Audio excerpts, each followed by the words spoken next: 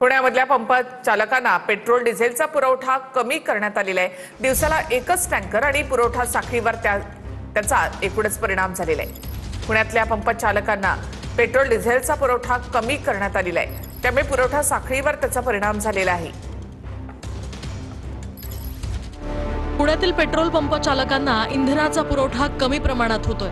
Petrol आणि डिझेलचा एकच टँकर दिवसाला मिळत असल्यानं पुरवठा साखळीवरही परिणाम झालाय। यासह इंधन टंचाई निर्माण होण्याची शक्यता निर्माण झाली आहे। पंतप्रधान नरेंद्र मोदींनी पेट्रोल बचतीचा सल्ला दिल्यानंतर नागरिकांनी आता संमिश्र प्रतिक्रिया दिल्या आहेत।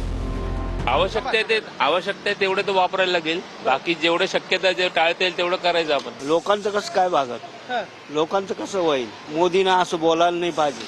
आता त्याला म्हणजे मस्त म्हणतात की तुम्ही गाड्या कमी वापरा, पण नाही होऊ शकणार, हे असंच चालू राहणार, वापरावंच लागणार। ते आता त्यांनी जाहीर केलेलं आहे, पण या प्रॅक्टिकली सगळ्याच बाबतीत शक्य होणार नाहीयेत या गोष्टी। लोकांना डिझेल पेट्रोल वापरावंच लागणार ना, फक्त कमी वापरतील, थोडे दिवस लोक विचार करतील बाबा आपण हे करायला पाहिजे म्हणून, पण ते रोज रोज शक्य नाही होणार। 4-6 दिवस शक्य होईल, 7व्या दिवशी परत त्यांना ते रेग्युलर वापरावंच लागणार।